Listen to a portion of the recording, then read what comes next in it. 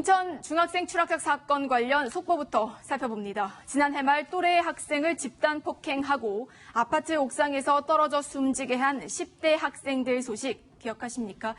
가해 학생들에 대한 1심 선고가 조금 전에 내려졌습니다. 결과를 살펴보도록 하겠습니다.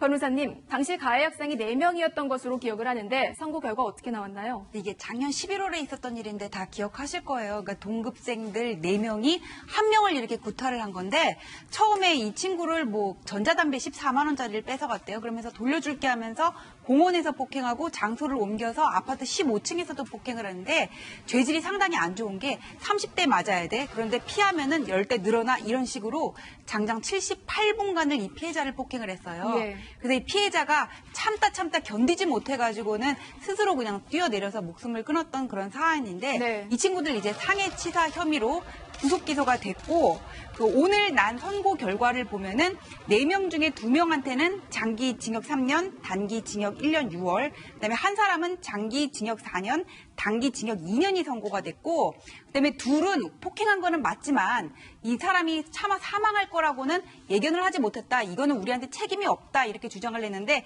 이 사람들은 반성하는 기미가 없다. 그래가지고 좀 더 중한형을 받았어요. 한 사람은 장기 징역 7년에 단기 징역 4년, 또 한 사람은 장기 징역 6년에 단기 징역 3년. 지금 이렇게 형량이 복잡한 거는 이 친구들이 지금 미성년자잖아요. 예. 그래서 이렇게 부정기형을 선고하도록 돼 있는데 장기는 10년, 단기는 5년을 초과할 수가 없기 때문에 예. 지금 이렇게 형량이 복잡하게 나온 겁니다. 그 안에서 선고를 해야 되는 거죠. 네. 근데 자백하고 사죄한 2명에 대해서는 비교적으로 좀 형이 낮게 선고가 됐네요. 4사람 모두 하지만 실형입니다. 당시 이들은 피해자가 스스로 극단적인 선택을 했다고 주장을 했거든요. 오전혁 차장, 네. 법원의 판단은 어땠습니까? 네, 이 중학생 4명이 기소될 때 검찰이 적용한 혐의가 상해치사 혐의입니다.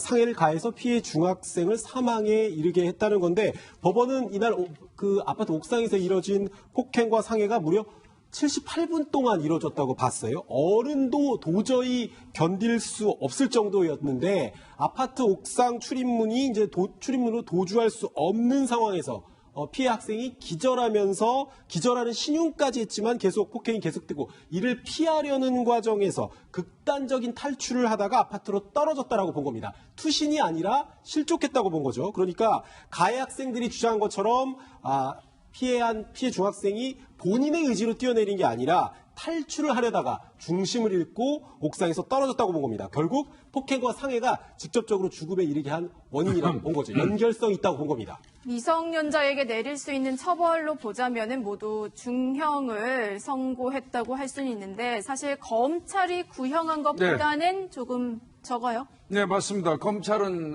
지난 3월 28일 결심 공판에서는 4명한테 각각 장기 10년, 단기 5년 이렇게 구형을 했어요. 그러니까 최고형을 사실 구형을 했었던 건데 1심 재판, 이번에 재판부에서는 그래도 이제 이 본인들이 이 범행을 자백한 점이라든지 잘못을 반성하는 부분, 그리고 이제 이들이 14살에서 16살의 소년인 점도 참작하지 않을 수 없고요. 예. 그다음에 피고인들의 부모가 자녀에 대해서 보호 의지를 피력을 했다. 이런 부분을 이제 참작해서 아까 말씀하신 그 약간의 그 감형을 시켜준 겁니다. 다른 감형 사유는 좀 이해가 되는데 왜 가해 학생들의 부모가 피고인들을 보호하려는 의지를 피력했다는 거는 어떻게 보면 부모로서 좀 당연한 거 아닌가요? 이게 감형의 이유가 되나요? 그러니까요. 사실은 여러 가지 면에서 당연히 자기 자식이 잘못했으면은 내가 나중에 책임지고 선도를 하겠다라고 하는 부분입니다. 그런데 그렇게 하지 않을 부모가 어디 있겠습니까? 문제의 핵심은 이들이 이 범행에 대해서 진짜 인정하고 사과를 하는가의 문제가 핵심적인 그 선도 조항이 돼야 되는데 네. 지금 이건 본말이 좀 전도된 것이 아니냐. 그렇지만은 그렇다 하더라도 지금 이 상황에서는 피고인이 어리고 피고인들이 어리고 전체적인 선도 의지가 있다고 판사께서는 판결한 것 같습니다. 그런데요, 소년범인 경우에는 각각 보호 처분 중에서 10개, 1호부터 10호까지의 보호 처분이 그 항목이 있어요. 네. 거기에 보호자에게 그 인계해서 그 보호자의 처분을 그 의뢰 이런 것도 내용이 있어요. 그 부분을 하나 집어넣은 걸로 보여요. 자, 재판장의 피해자 부모도 이를 지켜봤다고 합니다. 신경을 밝히지는 않았습니다만 오죽했겠습니까?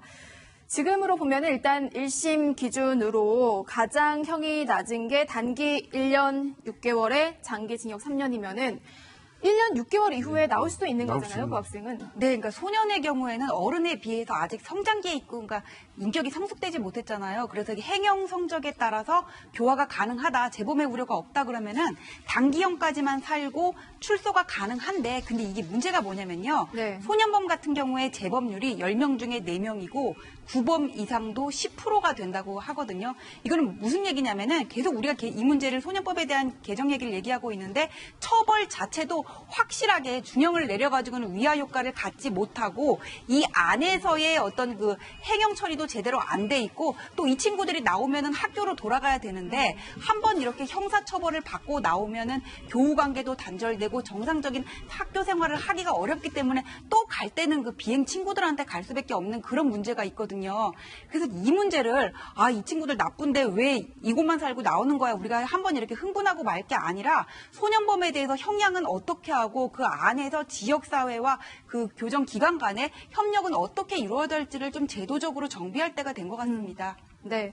이번 사건 재판의 쟁점은요. 과연 피고인들이 집단 폭행과 피해자의 사망 사이에 인과관계가 있느냐 하는 부분이었습니다. 검찰은 일단 있다고 보고 4명 모두에게 상해치사죄를 적용했는데 결국 오늘 네. 재판부도 그 사망 사이에 폭행과 사망 네. 사이에 인과관계가 있다고 판단한 거죠. 네, 이번 그 재판의 관건은 그거였어요. 이게 과연 폭행을 피하려고 투신을 한 것이냐, 그거냐, 아니면은 죽음을 무릅쓰고 탈출을 하는 과정에서 이 사망에 이르게 된 것이냐. 그러니까 폭행을 견디지 못해서 선택의 여지가 없이 탈출을 하는 과정에서 떨어져서 사망을 했다면 이건 상해치사가 인정될 수밖에 없거든요.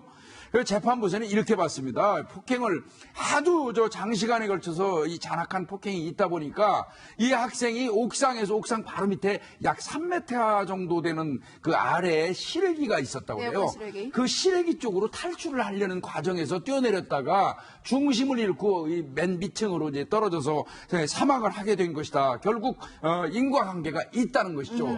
예, 맞는 거를 피하기 위해서 어쩔 수 없이 선택의 여지가 없이 그쪽으로 뛰어내리다 보니까 사망에 이르게 됐으니까 예. 4명 모두 상해치사가 인정된다. 이렇게 이제 판단한 것입니다. 피고인인 이 중학생 4명은 원래 이렇게 진술을 했었어요. 그러니까 숨진 중학생이 에어컨 실외기로 떨어졌다가 거기서 직접 이제 투신을 했다라고 얘기를 했는데 재판부는 이 진술을 믿을 수 없다고 봤습니다. 왜냐하면 이미 사전에 수사 과정에서도 숨진 중학생이 스스로 극단적인 선택을 한 것처럼 말을 맞추기로 했던 사실이 한번 네. 있었거든요. 그래서 믿기 어렵다고 했고 사망 중학생이 이렇게 맞을 바에는 떨어져 죽겠다 이런 말도 했다고 지금 이 가해 학생들이 얘기했는데 이 부분도 진술이 믿기 어렵다고 했습니다. 그러니까 본인의 의사에 따라 투신했다 이런 주장을 받아들이지 않은 거죠 전혀. 재판이 진행이 되는 동안 이들이 형을 줄이기 위해서 애쓴 사실이 보도가 되기도 했습니다.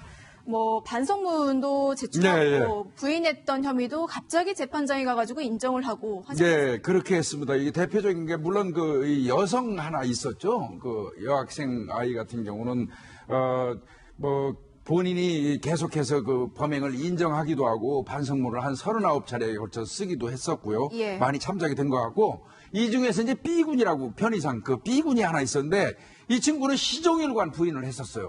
그렇게 이 상해치사 관련돼서 부인을 하다가 2차 공판 때 비로소 본인이 혐의를 인정하면서 다만 본인이 이 뛰어내리는 이 추락사를 막으려고 노력은 했다. 이 점을 좀 참작해달라 이러면서 자백을 한 케이스가 있었습니다. 예. 그리고 이 사건이 원래 지난달이 선고 공판이었는데 일부 학생이 유가족하고 합의를 하겠다고 해가지고 오늘도 미뤄진 거 아니겠어요? 네, 선고일이 이제 합의를 하겠다, 시간을 달라, 이 변호사 측에 이제 변호인 측의 요청으로 연기가 됐다는 건데 오늘 어제 저희가 채널의 취재진이 이 사망한 중학생의 모친과 통화를 했을 때는 어제까지만 해도 일단 가해자와의 합의는 이루어진 바가 없었다라고 얘기를 했어요. 예. 오늘 선고할 때 재판부도 피해자와 합의된 피고인이 있냐고 물어봤는데 이 부분이 지금 명확하게 나와 있지는 않습니다. 합의가 이루어졌는지 합의 부분이 형량에 반영되는지는 아직까지 전해지지 않고 있습니다. 네. 유족들이 듣고 싶은 말이 합의 요청이 아니라 진정한 사과일 텐데요. 오늘 법정에서는 피해 학생의 어머니도 자리에서 결과를 지켜봤습니다. 물론 취재진의 인터뷰에는 응하지 않은 것으로 알려졌고요. 지난해 사건이 발생했을 당시에 피해자 어머니의 목소리를 다시 한번 들어보시죠. 이 세상에서 제일 착한 아들이야. 그래서 엄마, 우리 엄마가 제일 예쁘고, 친구들한테 항상 손 잡고, 야, 봐봐, 우리 엄마 예쁘지? 이렇게 얘기해. 하셨어요, 우리 아들이. 우리 아들이 계속 기다리고 있어요. 울 것 같았어요. 우리 아들이 아무리 확인하시고 얼굴 보고 아들 보내고 아직 믿음이 없으니까요. 어떻게 있겠습니까? 평생 가슴에 묻겠죠. 그리고 이 사건이 시민들에게 큰 공분을 준 이유 중에 하나가 가해 학생의 중에 한 명이 피해자의 옷을 입고 구속영장 심사를 받으러 가는 네. 모습이 포착이 되면서인데 그래서 사기 혐의로도 입건이 되지 않았습니까? 이건 어떻게 됐죠? 그 당시에 경찰에서 이제 이 가해자 중에 한 명이 본인이 이 피해자가 입고 있는 패딩은 23만 원 상당이었고요. 이 가해자 중에 한 사람은 한 10만 원 정도 상당의 이 패딩을 입고 있었는데 속였어요. 이 내 패딩이 20만 원짜리가 일본 그 디즈니랜드에서 산 건데 굉장히 비싼 거다. 지금 네가 입고 있는 거는 그 싼 거니까 나하고 바꿔 입자. 그래서 속여가지고 이제 그 패딩을 바꿔 입었다 해가지고 경찰에서는 사기죄를 의유를 했어요. 예. 그런데 이제 이번 재판부에서는 사기 혐의에 대해서는 무죄를 선고했습니다. 이 패딩을 바꿔 입은 거는 이 범죄 증명이 없는 경우에 해당이 된다 하면서 무죄 선고를 했습니다. 알겠습니다. 과연 이번 사건이 항소심까지 가게 될지도 지켜봐야겠네요. 인천 중학생 추락사 가해 학생들에 대한 1심 선고 결과 짚어봤습니다.